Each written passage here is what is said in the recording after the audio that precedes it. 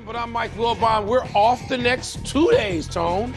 How you going to spend that super long weekend? I'm Tony Kornheiser, texting with you, Pookie. Oh, of course. Like we do all the time. Of course.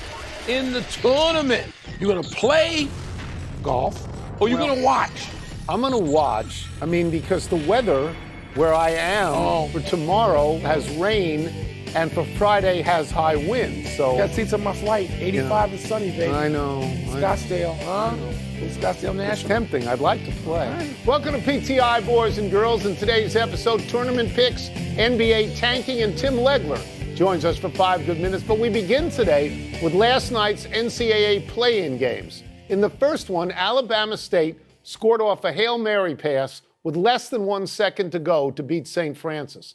In the second game, North Carolina responded to all the criticism leveled at its inclusion in the tournament by people like you, Wilbon, and pounded San Diego State 95-68. Wilbon, which was the more compelling result from last night, Carolina winning big or Alabama State winning dramatically? Alabama State, they're Carolina. It doesn't matter who they can beat. You know they can beat people. They're North Carolina, and I don't want to hear it. They don't belong in the tournament. I love North Carolina. I feel really bad saying that because I know Hubert Davis and really respect him. As a coach and a former player, really. But don't tell me North Carolina belongs because they don't belong. Now I'm going to get calls from friends of mine. I'm just going to tell you, you're going to hear from me. I got a text from North Carolina grad Curry Kirkpatrick the other night. Goodness. He's angry at you. He's angry at you. I know. I got a lot of Carolina people angry at me who I know well. Now, Alabama State.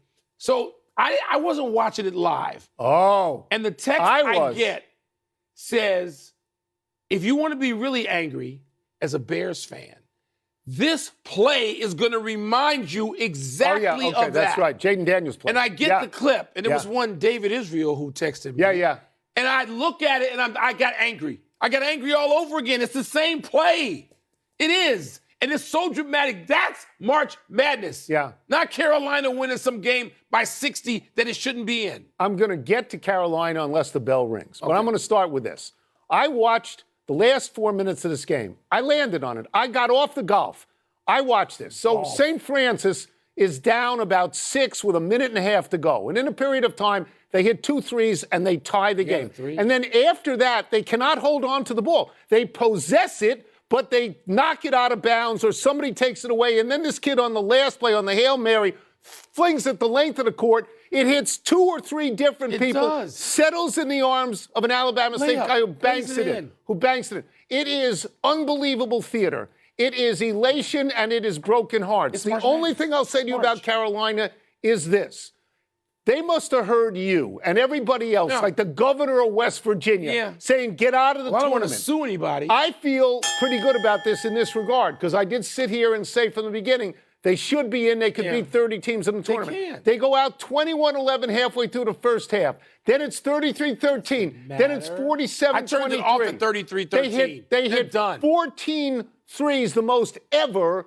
You know, I'm just saying to you. I'm saying to you, they can do damage. Do you remember when Syracuse was in a similar position as a bubble team, went to the 16? VCU, a play-in North team. Carolina VCU State went to the Final in Four. 1983. So they got in by the hair of their chinny chin chin and won the whole thing. I'm not saying Carolina, once they get in, can't play. I'm saying, come on now. Come on. You know. Curry will text you directly. You don't like the underdog. Robbie Petty, your boy. You think I haven't heard? You think I haven't heard from Robbie Petty? Think I haven't heard from him You yet? wanted Indiana in, hardly an underdog. Not exactly. 40,000 people. You know, they're closer to my people. The 64-team field tips off tomorrow, Tone. Yeah. We've already talked about who's in the tournament. Now it's time to talk about how we see the tournament playing out. Yeah. So, who do you feel most confident and least confident about? I'm going to duck the question to a certain degree. Because I think the narrative of this tournament is the SEC. I think it is the results that the SEC puts up. They have 2 number 1s. They have Auburn and Florida. They have 2 number 2s, Tennessee and who's the other one? And Alabama. They got a number 3 Kentucky. They got a number 4 A&M, which means they got 6 of the first 60. It's an unbelievable array of teams. And now what are they going to do out there? Okay, well, do you feel confident in the SEC team. I have watched these teams. And by the way, if they don't get anybody in the Final Four, just go to spring football. Just leave us alone. Go to spring football. I've watched their top 4 teams a couple of times each. Yeah. They can all score, but none of them scores like Florida. Florida, Mike, is the best team I have seen all year, unless I just caught them at the best 2 games they played. They look like a juggernaut. They do. They can put you in the mindset of a couple of other Florida teams that won. With Billy Donovan. Billy Donovan went all the way. I don't have any great confidence in any single team. Right. I'm fascinated by this tournament because I really believe this, and I am not the opposite of prisoner of the moment. Usually, I think they're just more really good teams than ever in the tournament. Used to be, you'd look at it, there's 4 or 5 teams that could win. Now, I mean, it could be 12, right? 14 teams that could win. I look at Auburn, as good as they've been, they lost 3 or 4. Yeah. 3 of their last 4. Duke, and by the way, people don't mention Knipple enough. They go straight to Cooper Flag. Cooper Flag's hurt. He's limping. Suppose he tweaks that ankle. I don't know about that. I have a little bit of confidence because I picked them in St. John's, all right, and Michigan State. Who am I betting on there? Rick Pitino and Tom Izzo. I'm looking at coaches who are great March jockeys. belongs to Tom Izzo. But I haven't been that impressed and Houston with the Big with Ten. Kelvin Sampson. Yeah. So anyway, I'm looking at those coaches and their ability in tight games. So you're running away from the SEC. I've done it all year, but so you got to prove it to me. Yeah. And they may prove it. They may make me look stupid. Florida, I love this Noah's Ark theme. They got 2 of everything because it looks true. It does. They look really good to me. The one game I want to see early, and by the way, there are so many SEC teams in, you're going to get all SEC games in the second round. You could. In the second round. I want to see, I am rooting, not against Kansas, but I'm rooting to see Calipari and Pitino in the second round. You know what? In the second round. Like Bill Self, I root for him. I got Kansas going out in the first game. Yeah, you got Calipari beaten. Let's move to the NBA and the subject of tanking. The Tankorama game of the entire season is tonight in Utah as the terrible Jazz play the woeful Wizards in a game where the loser may have the inside track on the number 1 pick. The Wizards tanked the other night in Portland, and Utah might see tonight's game as an opportunity to tank as well. Oklahoma City, which does not tank, is nonetheless resting Shai Gilgeous-Alexander tonight against the Sixers. Because of a 2020 trade, Oklahoma City owns Philly's first-round draft pick this year if the pick is number 7 or worse. So the Thunder has incentive to lose so that Philly will win, and Philly has incentive to lose so it will retain its own draft choice. Wilbon, should everyone play to lose tonight? You know what, Tony? If Wembanyama, this was last year, I might say you don't have Cooper Flag as Wembanyama. I don't know that. Wembanyama's generational. And there's nothing to look at Cooper Flag this year about and say, oh, I doubt it. There just isn't. The kid has checked every box so far, but it doesn't mean that you're a dominant number 1 player who's going to change a team's fortunes in the first or second season. It doesn't mean that. And so I don't know that they should lose. The Wizards, I am interested. Because, look, I'm not going to lie. I'd love to be able to go down the street and see Cooper Flag for the next few years. Yeah. I might buy tickets for that. But I don't know that. And the Wizards, even though you're killing them, I am going to kill them. Some of those guys are developing, Tony, at a rate that may say Alex Sarr. Maybe. That if you twin him with Cooper Flag, you might have something. That's right. I'll give you that. But I said this yesterday. I'm going to say it again. The NBA should investigate the Washington Wizards for tanking that game against Portland. Yeah. Their 2 best players, Poole and Middleton, played fewer than 11 minutes. They played no minutes in the second half. Right. 2 other starters, Alex Sarr, who you love, right? And Keyshawn George played about 20 minutes. The Wizards attempted to lose and succeeded at losing.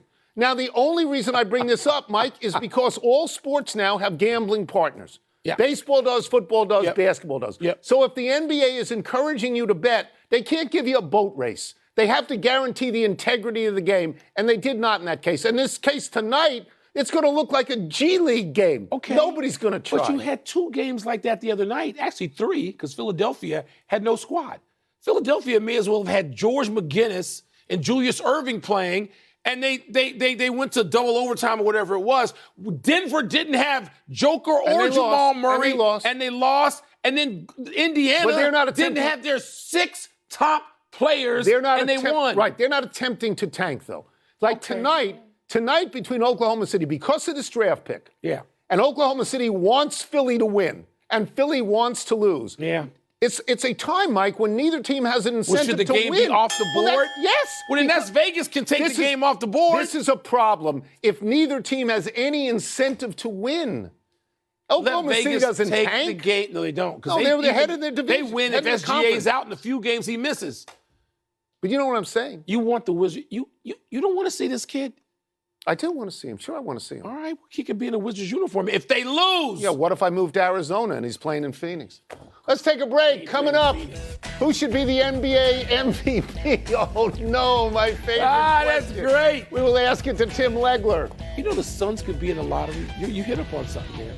We'll also ask him why he's concerned about the Knicks even after Jalen Brunson returns from injury. My thing on Cooper Flagg is different than yours. I think he's too young. I think take another year in college. You're 18. You play less games for LA, games he hasn't played. What do they look like to you without him? They're starting to look a lot better than they did initially, and it's primarily because it's related to Luka's efficiency. You know, his game is predicated on being able to make you fear him from the three-point line. It's very important. And when he first got there, he could not make a three-point shot. It changes the way you play him. It changes your ability to have to help on him in the paint, which sets up the lobs. It sets up the corner kick-out threes. If you're daring him to take that shot because you know he's not in rhythm, they're a different team to guard. He is now he didn't shoot well last game. He was 1 for 7 from the three. But he took it from 24% from the three in February when he first got there over a handful of games, 42% in March prior to the last game.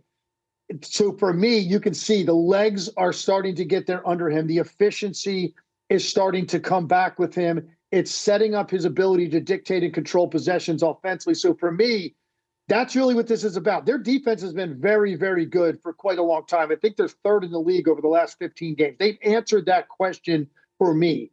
They know how to protect Luka defensively. JJ Redick deserves a lot of credit for that. So the big question is, how long was it going to take Luka to start to look like Luka offensively with the way he can control you? And that is there now. So for me, that's a very positive sign.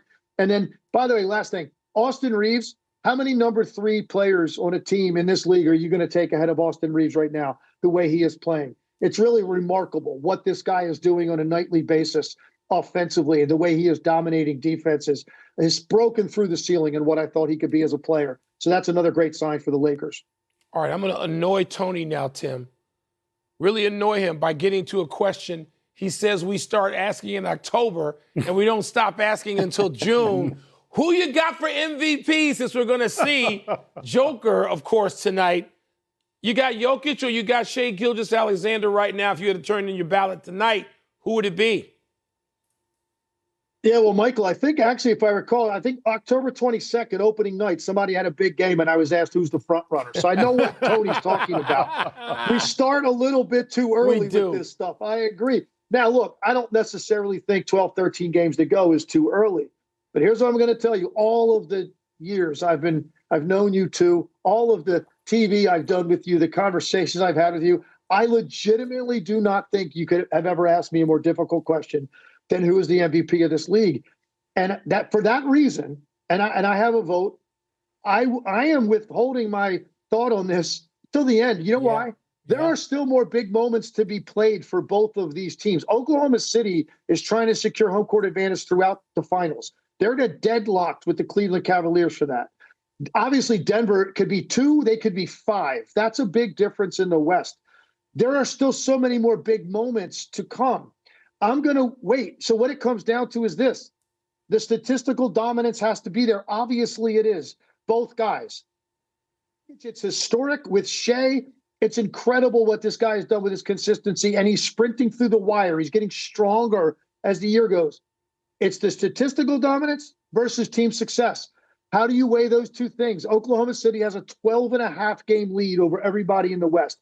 That is going to figure heavily for some voters, and I don't blame them. I could make a great argument for either guy. They're both deserving. I'm going to wait and let this play out. You are concerned about the Knicks even after Jalen Brunson returns. What is your concern?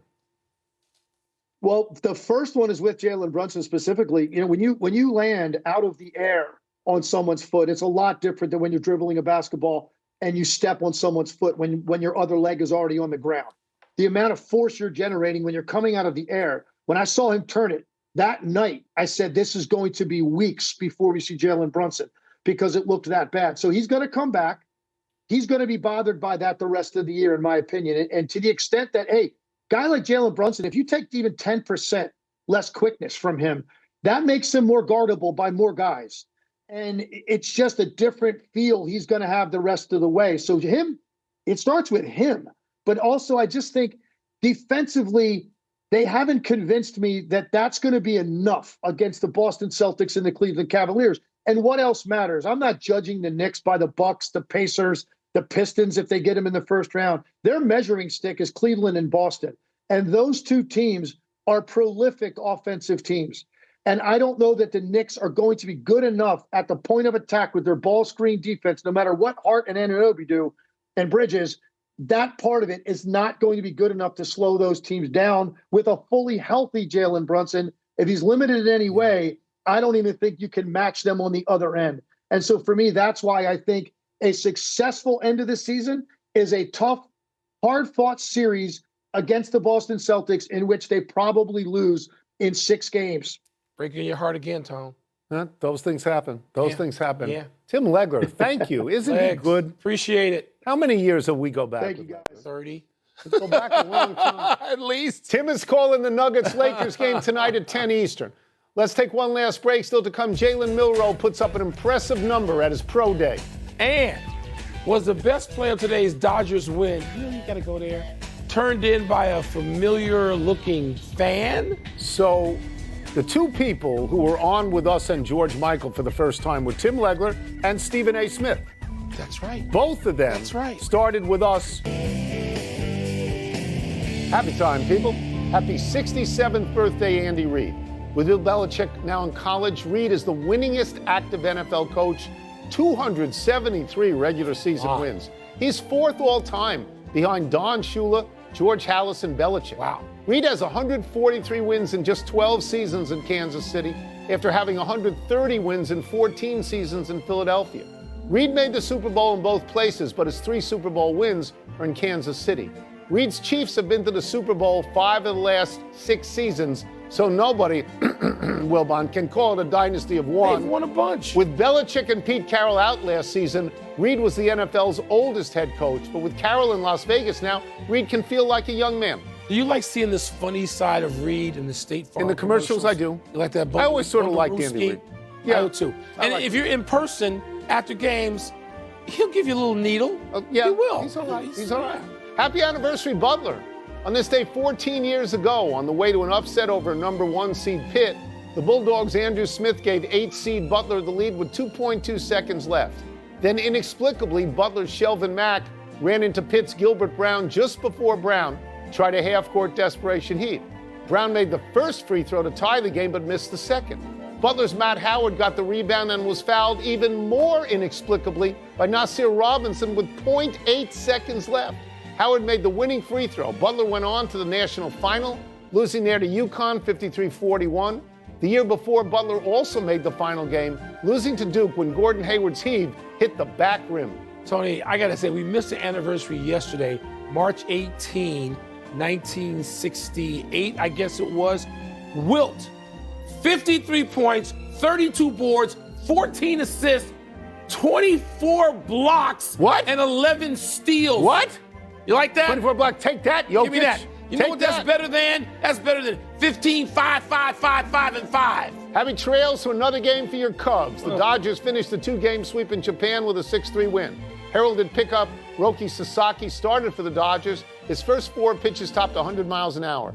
In all, the 23-year-old pitched 3 innings, allowing 1 earned, striking out 3, though walking 5. Shohei homered in the 5th on a ball that hit the hands of a fan in right, but the smoothest play of the game may have been made by a familiar-looking fan down the left field line, former quarterback Rodney Peete pulling a Bartman on Max Muncy. No, he was inside his own frame, if you extend that, like the pylon. But we're not going to do this with the Cubs every day. No. It's March. Yeah, I don't worry. don't even acknowledge these games. It's March. Well, other people do because they're 0-2. Yeah. Big finish. Here we go. The Let's do it. Packers officially filed their proposal to ban the tush push. You like its chances? I don't like having this happen, but it may happen. There could be some momentum against the tush push in the league. The NFL Network reports the Vikings are done pursuing Aaron Rodgers at this time. Your reaction to that? I don't know where Rodgers is going, but I'm so tired. Tired of waiting. Yeah. Alabama quarterback Jalen Milroe ran a 4.37 40. Woo, is that significant? He's like a freight train. Yeah. 6'2", 220, elbows and knees. He really is. Gary Bettman confirmed the NHL isn't committed to next year's All-Star game. You're not surprised, though. I want them to do that four nations thing or just the two nations thing. Yeah. Count the United States best of three. Sure. Last one. Two more playing games tonight. Who you got? You know what? I got American University. That's what I care about. Local for us. You and I Local. have spent some time seeing American University. When all the way Gary back to Gary coached. Williams, When Gary was coaching. Eddie Tapscott coaching. We're out of time. We'll try and do. Ability to run in transition. Van Allen Lubin, another guy. Good matchup up front. But then here's the guy that stirs the drink right there. R.J. Davis was not good. He was old school player of the year. R.J. Davis knocking down jumpers, talking a little smack, being aggressive, getting downhill. And then defensively, I thought Carolina was not good. Terrific. They're going to have to guard the ball. They're going to have to compete offensively against Ole Miss. But the matchup in terms of personnel is really in Carolina's favor. You mentioned vintage R.J. Davis. He had to remind people he has 2,684 career points. And counting. That's third most in ACC history. He's been there for a minute, but you think about the great players that have played in the ACC. Of course, we've got our first four games tonight. I want to focus in on that Xavier-Texas game. What do you like in that one? I actually like Xavier in this game, and it's because of their offense. They do a great job of playing with pace and spacing. They attack the basket. They really share the ball. David McKnight, really a dynamic guard, gets downhill, an elite defender, and you need to have an elite defender, obviously, to guard Trey Johnson. But then on the wing, Ryan Conwell, a big time, not a good three-point shooter, a 40-plus three-point shooter. They do a good job of freeing him up, getting him open shots in flow, in transition, on ball movement and people movement. And then Zach Freemantle, he's a matchup problem. A 6'11 guy that can step out and shoot the three. You can run him down to the block. He can play out of double teams. I like the pace, the spacing, and the confidence offensively that Xavier plays with. Now, look, they're going to have to guard Trey Johnson. They're going to have to set their defense and rebound the ball. But I like Xavier in this game. Yeah, you know what? We always love these stories of like redemption, and Xavier looking for that. They have the second most NCAA tournament appearances without a Final Four. We'll see if they can change. Now, way to go, that. negative town. I mean, did. how about them? They were 1-9 against Quad 1, and you know what? They get the same chance that North Carolina had. You know what? Let's uplift people. Uplift people. Perfect. I'm glad you said that. You didn't mention how great my hair looked. You just talked about the Nets. I missed. Okay, there it is. Listen, hopefully Coach just gave you some tips on how to fill out your bracket, over 18 million and counting.